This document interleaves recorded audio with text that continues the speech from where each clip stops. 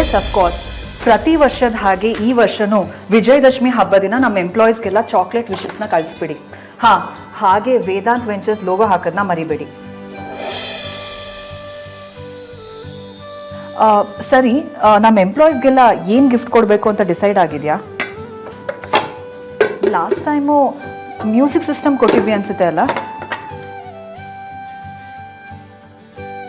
Okay, ಅದೇನೇ ಇದ್ರೂ ನನಗೆ ಫೋಟೋ ಕಳಿಸಿ, ನಾನು ಚೆಕ್ ಮಾಡ್ತೀನಿ.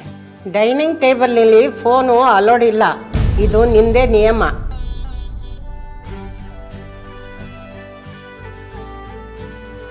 ಅಮ್ಮ, ಇಷ್ಟನ್ನೆಲ್ಲ ವರ್ಕ್ ಲೋಡನ್ನ ನೀವೇ ತಗೊಂಡಿದ್ಯಾ? ಹೇಗೆ ನಡೀತಾ ಇದೆ? ಪ್ರತಿ ವರ್ಷ ನಮಗೋಸ್ಕರ ಕೆಲಸ ಮಾಡೋ ಎಂಪ್ಲಾಯೀಸಿಂದನೇ ಅಲ್ವಾ ನಾವಿಲ್ಲಿ ಚೆನ್ನಾಗಿರೋದು. ಸೊ ಹಬ್ಬ ದಿನ ಅವ್ರನ್ನ ಚೆನ್ನಾಗಿ ನೋಡ್ಕೊಳ್ಳೋದು ನಮ್ಮ ಕರ್ತವ್ಯ. ಅವ್ರನ್ನ ನಮ್ಮ ಕಡೆ ಮಾಡ್ಕೊಳ್ಳೋಕ್ಕೆ ಇದೊಂದು ಒಳ್ಳೆ ಅವಕಾಶ. ಇಂಥ ಟೈಮಲ್ಲೇ ನಾವು ಆಕ್ಟಿವ್ ಆಗಿರಬೇಕು. ಇದೊಂಥರ ಎಂಪ್ಲಾಯ್ ಎಂಗೇಜ್ಮೆಂಟ್ ಪ್ರೋಗ್ರಾಮ್. ನಾನು ಕೆಲಸ ಬಿಡ್ತೀನಿ, ಇನ್ಕ್ರಿಮೆಂಟ್ ಕೊಡಿ ಅನ್ನೋ ರಗಳೆ ಎಲ್ಲ ಇದರಿಂದನೇ ಕಮ್ಮಿ ಆಗೋದು. ಅದಕ್ಕೆ ನಾವು ಎಕ್ಸೈಟಿಂಗ್ ಆಗಿರೋ ಹಾಗೆ ನಮ್ಮ ಬಜೆಟ್ಗೆ ಫಿಟ್ ಆಗಿರೋಂಥ ಗಿಫ್ಟ್ನ ಕೊಡೋದು.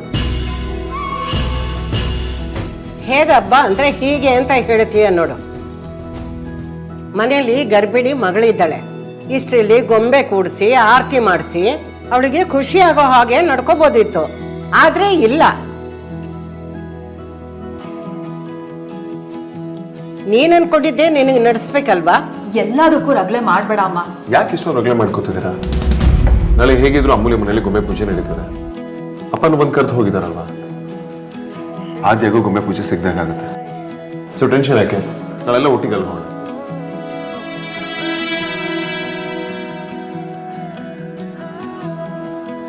ಅಣ್ಣ ಹೇಳಿದ್ಮೇಲೆ ಮುಗೀತು, ದೂಸರ ಮಾತೇ ಇಲ್ಲ. ಅವನು ನನ್ನ ಮೊಮ್ಮಗ ಕಣೆ, ಯಾವಾಗ್ಲೂ ಬೆಸ್ಟ್ ಐಡಿಯಾನೇ ಕೊಡೋದು.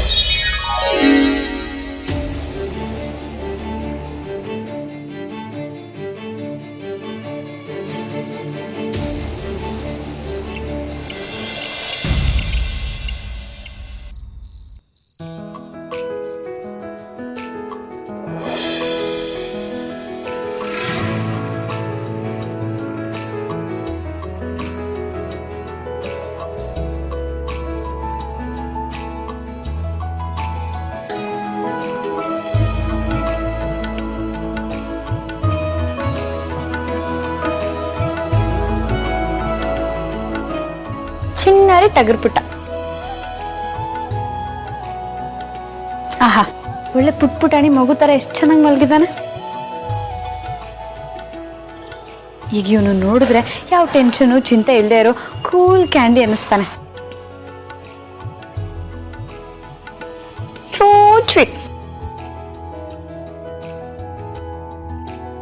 ಒಂದ್ಸರಿ ಎಚ್ಚರ ಆಯ್ತು, ಅಮೆರಿಕ ಅಧ್ಯಕ್ಷಂಗೂ ಇವನಷ್ಟು ಟೆನ್ಷನ್ ಇಲ್ಲ ಅನ್ನೋ ಥರ ಕಚ್ಚಕ್ಕೆ ಬರ್ತಾನೆ.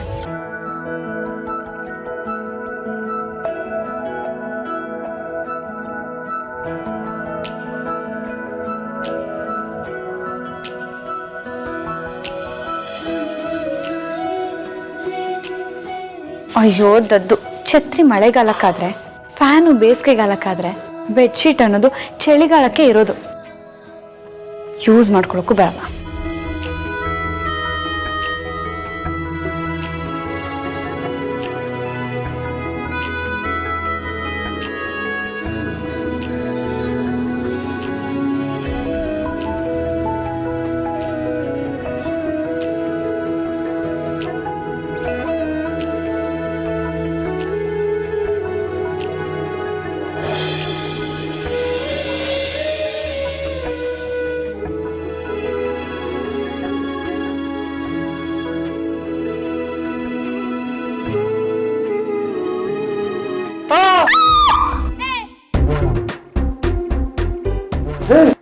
ಇಷ್ಟೊತ್ತಲ್ಲಿ ನೀ ಇಲ್ಲೇನು ಮಾಡ್ತಿದ್ಯಾ?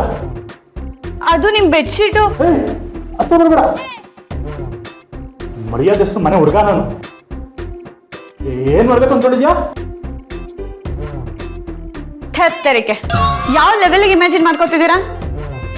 ನೀವು ಹೊತ್ಕೊಂಡಿರೋ ಬೆಡ್ಶೀಟು ನಿಮ್ ಕಾಲ್ ಕೆಳಗಿತ್ತು. ಅದನ್ನೇ ತೆಗೆದು ಹೊಚ್ಚೋಕಂತ ಬಂದೆ. ಅದು ಕೂಡ ನಾನು ನಿಮ್ಮನ್ನ ಬಲಾತ್ಕಾರ ಮಾಡಕ್ ಬಂದಿದ್ದೀನಿ ಅನ್ನೋ ತರ ಆಡ್ತಿದ್ದೀರಲ್ಲ. ಇವತ್ತಿನ ಕಾಲ ಸರಿ ಇಲ್ಲ. 4 ಜನ ಹೆಣ್ಮಕ್ಳು ಮನೇಲಿ ನಾನು ಒಬ್ಬನೇ ಹುಡುಗ. ನನ್ನ ಶಕ್ತಿ ನೋಡ್ಕೋಬೇಕಲ್ಲ. ನಡೀರಿ ಆಚೆ. ಯೋ, ಏನೇ ಹೇಳ್ತಿದ್ಯಾ? ಕ್ಯಾಸೆಟ್ ಉಲ್ಟಾ ಹಾಕ್ಬಿಟ್ಟು ನಮ್ ಡೈಲಾಗ್ ನೀನೇ ಹೊಡಿತಿದ್ಯಾ? ನಾವು ಮರ್ಯಾದೆ ಹೆಸರು ಮನೆ ಹೆಣ್ಮಕ್ಳೆ. ಈಗ ನೋಡ್ತಿದ್ದೀನಲ್ಲ. ಅಪ್ಪ ತಂದೆ ನಾನು ಬೆಡ್ಶೀಟ್ ಹೊಸಕ್ ಅಷ್ಟೇ ಬಂದಿದ್ದು. ಆದ್ರೆ ನಿಮ್ಗೆ ಎಚ್ಚರ ಇತ್ತು ಅಂತ ನಂಗೆ ಗೊತ್ತಾಗ್ಲಿಲ್ಲ. ಸಾರಿ. ಬೇಕಾಗಿಲ್ಲ, ನೀನೇನು ಹೇಳೋದು ಬೇಕಾಗಿಲ್ಲ. ಈ ಮನೇಲಿ ನೀನೇ ದೊಡ್ಡ ಡೇಂಜರು. ನಡಿ ಆಚೆ. ಹೋಗು ಅಂದ್ರೆ ಹೋಗ್ತಿರ್ಬೇಕು. ಗಂಡು ಮಕ್ಕಳು ಶಿಲ್ಪ ಬೆಲೆನೇ ಇಲ್ಲ ಜಗತ್ತಲ್ಲಿ. ನಡಿ ನಡಿ ನಡಿ.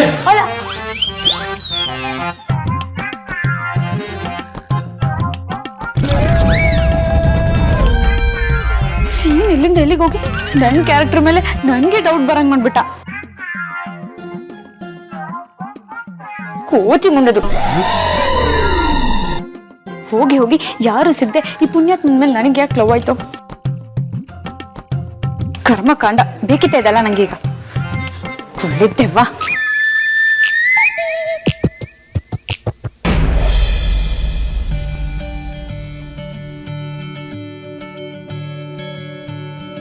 ಯಾರು ಏನೇ ಅಂದ್ಕೊಂಡ್ರೂ ಪರವಾಗಿಲ್ಲ. ನಾನು ಮೂಢನಂಬಿಕೆಯಲ್ಲಿದ್ದೀನಿ ಅಂತನಾದರೂ ಅಂದ್ಕೊಳ್ಳಿ. ನನಗೆ ಅಮೂಲ್ಯ ತುಂಬ ಮುಖ್ಯ. ನನ್ನ ಒಳ್ಳೆ ರಿಲೇಷನ್ಶಿಪ್ಗೆ ಯಾವ ತೊಂದರೆ ಆಗುತ್ತೋ ನನಗೆ ಇಷ್ಟ ಇಲ್ಲ. ಹೇಗೋ ಎಲ್ಲರೂ ಮಲಗಿದ್ದಾರೆ. ಈಗ ನನ್ನ ಫೋನಲ್ಲಿ ಅವಳ ಫೋಟೋ ಮುದ್ಕೊಟ್ರೆ ಯಾರಿಗೂ ಗೊತ್ತಾಗಲ್ಲ.